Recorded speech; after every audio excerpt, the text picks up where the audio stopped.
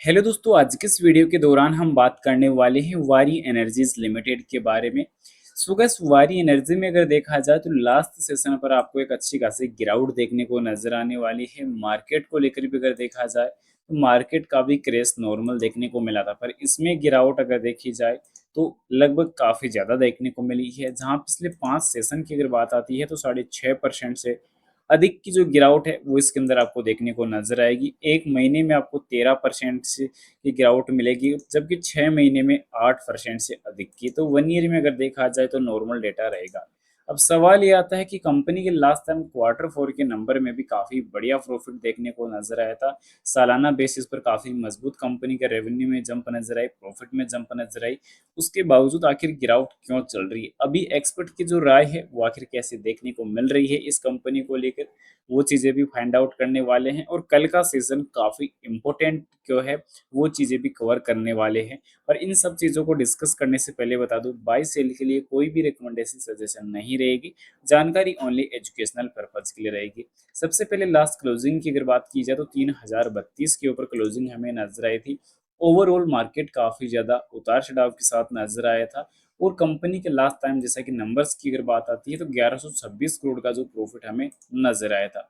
Overall अगर company की volume अगर देखते हैं तो वॉल्यूम में काफ़ी बड़ा उतार चढ़ाव देखने को हमें लास्ट टाइम भी नजर आया था। 6 लाख की वॉल्यूम लास्ट शुक्रवार सेशन को नजर आई थी। परफॉर्मेंस अगर देखा जाए कंपनी का तो वो काफ़ी ज़्यादा हमें देखने को वीक नजर आया है। अब जैसा कि लास्ट टाइम नंबर्स में अगर देखा जाए तो कंपनी का ओवरऑल जो रेवेन्यू था वो सालाना बेसिस पर लगभग 112% तक हमें जंप करता हुआ नजर आया था। अब कंपनी के जो रेवेन्यू में इस प्रकार का जो जंप देखने को मिला वो काफ़ी बेहतरीन था। नेट प्रॉफिट लास्ट रिजल्ट में 1126 करोड़ का रहा, जो सालाना बेसिस पर प्रॉफिट लगभग 75% तक ग्रो हुआ था। और फुल ईयर का अगर बिजनेस रेवेन्यू अगर देखा जाता है, यानी कि रेवेन्यू अगर देखा जाए तो वो भी काफ़ी बेहतरीन निकल के आया था। तो इन्हीं बेसिस पर अगर देखा जाए तो ऑर्डर बुक कंपनी की काफ़ी इंपॉर्टेंट निकल के आई थी। और इन सब चीज़ों को अगर मिलाकर अगर देखा जाता है तो यहाँ पे ओवरऑल कंपनी का फ्यूचर काफ़ी स्ट्रॉन्ग और काफ़ी सुनहरा देखने को मिल सकता है, क्योंकि ऑर्डर बुक लगभग 53,000 करोड़ की बताई गई थी। और मॉड्यूल प्रोडक्शन अगर देखा जाए तो 7.1 गीगावाट से बढ़कर यहाँ पे 12.6 गीगावाट ऑलरेडी हो चुका है। अब यहाँ पे सवाल ये भी था कि यूएस मैन्युफैक्चरिंग पर क्या व्यू था, तो यूएस मैन्युफैक्चरिंग में भी अगर देखा जाए तो एक्सपेंशन काफ़ी बढ़िया था। बैकवर्ड इंटीग्रेशन पर अगर देखा जाए तो कंपनी काफ़ी एग्रेसिव कार्य कर रही थी। और मार्केट पर भी काफ़ी अच्छा रुझान हमें देखने को मिला। वैल्यूएशन पहले से ही काफ़ी एक्सपेंसिव था। मार्जिन प्रेशर की चिंता यहाँ पे अभी के टाइम थोड़ी सी बढ़ती हुई नजर आई थी, क्योंकि रिजल्ट्स के बाद स्टॉक में जो गिरावट आई तो इसके पीछे का जो रीजन था वो कहीं ना कहीं ज़्यादा नजर आया। और global solar over supply risk काफ़ी ज़्यादा बना। और फ्यूचर ग्रोथ अगर देखा जाए तो ऑलरेडी प्राइस काफ़ी इन हाई देखने को नजर आ रही थी। तो अब 2027 तक, FY 27 तक अगर देखा जाए तो ईबिटा मार्जिन कहीं ना कहीं ज़्यादा बेसिस पे जा सकता है। लॉन्ग टर्म बेसिस पर अगर देखा जाए तो स्ट्रॉन्गेस्ट जो प्लेयर है वो कहीं ना कहीं कंपनी देखने को मिल सकती है। अब यहाँ पे सवाल ये भी आता है कि इक्विटी पर रिटर्न काफ़ी बेहतरीन था। अब एक्सपर्ट की जो राय थी वो भी काफ़ी बढ़िया थी, क्योंकि प्रॉफिट काफ़ी ग्रो हुआ था। तो इसके ऊपर जो एक्सपर्ट ने जो रेटिंग रखी थी वो काफ़ी अच्छी रेटिंग यहाँ पे देखने को मिली थी। शेयर में लास्ट टाइम गिरावट के बावजूद भी ब्रोकरेज फर्म का रुख काफ़ी सकारात्मक बना और उस पर अपनी जो बाय रेटिंग को दोहराया गया। ऊर्जा स्टॉक के बारे में ब्रोकरेज का कहना है कि आगे आने वाले टाइम में काफ़ी कुछ चीज़ जो है बदलता हुआ रह सकता है, क्योंकि बाय रेटिंग बरकरार रखते हुए लक्ष्य मूल्य को थोड़ा कम करके 4311 रुपये, जो पहले 4416 रुपये कर दिया था, जिससे शेयर मूल्यांकन वित्त वर्ष 28 के अंत तक कमाई की 21 गुना पर हो गया है। जो संशोधित लक्ष्य मूल्य जो मौजूदा मूल्य स्तर से लगभग 38.2% की वृद्धि को दर्शा रहा है। तो ओवरऑल आने वाले टाइम में जो एनर्जी सेगमेंट है उसमें काफ़ी अच्छी ग्रोथ हमें देखने को नजर आ सकती है।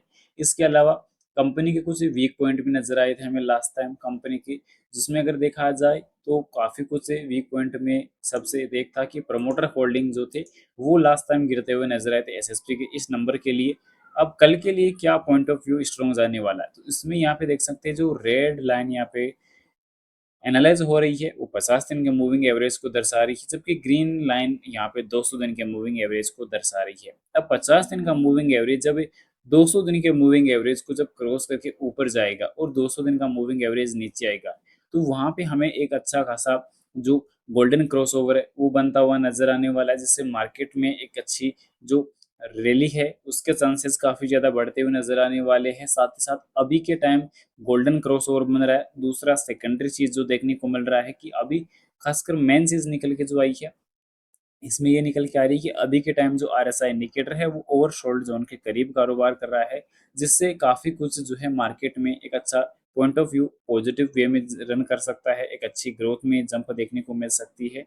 और कैपेबिलिटीज़ अगर देखी जाए मार्केट की तो वो काफ़ी ज़्यादा सामान्य यहाँ पे देखने को मिल रही है, स्ट्रॉन्ग देखने को मिल रही है। कंपनी के फाइनेंशियल आंकड़े अगर देखा जाते हैं तो वो काफ़ी अच्छे हैं। कंपनी ने लास्ट टाइम डिविडेंड को लेकर भी अनाउंसमेंट कर दिया था, ₹2 का फाइनल डिविडेंड भी कंपनी ने ऐलान कर दिया था, जिसके रिकॉर्ड तिथि आने वाली एजीएम बैठक के दौरान डिसाइड की जाएगी, फाइनलाइज की जाएगी। बैलेंस शीट काफ़ी अच्छी ग्रो कर रही है, क्योंकि जहाँ कंपनी का जो कर्ज वगैरह कंपनी अच्छे से मैनेज करने के लिए जो अपने कर्ज को बढ़ा रही है, लोन लेने का जो काम था वो कहीं न कहीं एक तरीके से बना रही है, क्योंकि जब टैक्स को मैनेज करना हो तो कर्ज यहाँ पे थोड़ा-सा बढ़ना स्वाभाविक होता है। कंपनी की बैलेंस शीट काफ़ी मजबूत बन रही है, इंडस्ट्रीज़ पी काफ़ी मजबूत है, कंपनी के जो पीई रेशियो है वो भी के टाइम काफ़ी अच्छा है। अगर इसमें और सुधार थोड़ा-सा अगर होता है तो और भी आने वाले टाइम के लिए काफ़ी बढ़िया बेटर डेटा देखने को मिल सकता है। प्राइस टू अर्निंग की अगर बात की जाए कंपनी की तो वो 22.1 की देखने को मिल रही है, जो ओवरऑल काफ़ी बढ़िया है, और डेप्थ ऑफ इक्विटी भी काफ़ी बढ़िया है, जो 0.22 की देखने को मिल रही है। तो ओवरऑल काफ़ी बढ़िया कंपनी का डेटा यहाँ पे निकल के आ रहा है, तो कल का सेशन काफ़ी अच्छा देखने को मिल सकता है, काफ़ी कैपेबिलिटीज़ के साथ जो डेटा है वो हमें नज़र आ सकता है। रही बात दोस्तों डिविडेंड की लिए, तो अभी कंपनी की तरफ से फाइनल जो डेट है वो आने वाली एजीएम बैठक के दौरान अनाउंसमेंट की जाएगी। फिलहाल बाय सेल के लिए कोई भी रिकमेंडेशन सजेशन नहीं रहेगी, जानकारी ओनली एजुकेशनल पर्पज़ के लिए रहेगी। वीडियो पसंद आए तो लाइक और चैनल को सब्सक्राइब जरूर से करें। Thanks for watching this my video. Vande Mataram.